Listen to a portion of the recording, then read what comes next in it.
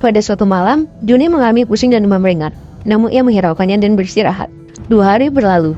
Rasa sakit berubah menjadi teror. Kepala seperti dihantam. Cahaya menusuk mata. Mual tak tertahankan hingga akhirnya Juni pingsan. Juni dilarikan ke rumah sakit. Dokter curiga meningitis bakteri. Tes cairan ruang belakang dilakukan. Hari-hari berikutnya, ia terbaring di ruang isolasi. Hari kedua, kejang hebat menyerang. Tubuh Juni menggigil tanpa kendali. Dokter bertindak cepat dan memberikan dia obat penenang. Hari keempat sampai ketujuh, demam mulai menurun. Tapi kepala Juni masih berat, seperti dihantam batu. 18 hari berlalu. Juni nyatakan boleh pulang, namun kupingirnya rusak sebagai salah satu komplikasi meningitis. Apakah teman-teman sudah tahu apa itu meningitis? Jika belum, silahkan disimak ya penjelasan berikut ini. Meningitis adalah kondisi medis serius yang terjadi ketika lapisan pelindung otak dan sumsum tulang belakang yang disebut meninges mengalami peradangan. Ada beberapa penyebab meningitis yang perlu diwaspadai. Pertama, meningitis akibat infeksi bakteri. Yang kedua, infeksi akibat virus, infeksi jamur, juga infeksi parasit. Dampak terkenanya meningitis diantaranya adalah ada kerusakan pada otak, gangguan pendengaran, gangguan saraf, bahkan kematian. gejala dan tanda seseorang mengalami meningitis dapat berupa Sakit kepala, demam, mual dan muntah, flu dan batuk, dan lain-lain. Meningitis dibagi menjadi 4 jenis. Yang pertama adalah meningitis bakterialis. Kedua, meningitis Yang virus. ketiga ada meningitis jamur, dan yang keempat adalah meningitis parasit dan non-infeksius. Upaya pencegahan meningitis. Yang pertama, ada vaksinasi.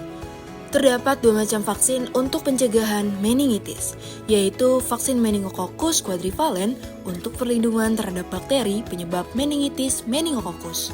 Dan yang kedua, terdapat vaksin MMR atau campak, gondong, dan rubella untuk mencegah meningitis viral.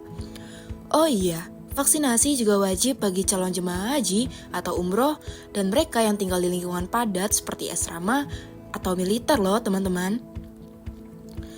Yang kedua, ada menjaga kebersihan diri. Kita wajib dan harus mencuci tangan secara rutin dengan sabun dan air mengalir, terutama sebelum makan atau setelah kontak dengan penderita. Kita juga harus tahu etika ketika batuk atau bersin, yaitu dengan menutup mulut dengan tisu atau lengan untuk menghindari penyebaran. Kita juga wajib menghindari berbagi barang pribadi loh, seperti sikat gigi, handuk, dan celana dalam demi mencegah penularan. Yang ketiga, paling penting dan mudah untuk dilakukan oleh diri sendiri adalah menjaga sistem imun tubuh. Yaitu kita harus mengonsumsi makanan yang bergizi teman-teman. Makanan yang bergizi pastinya makanan yang mengandung karbohidrat yang cukup, protein yang baik, juga vitamin dan mineral yang dibutuhkan oleh tubuh. Tidak lupa juga dibarengi dengan istirahat yang cukup ya. Upaya pengobatan meningitis.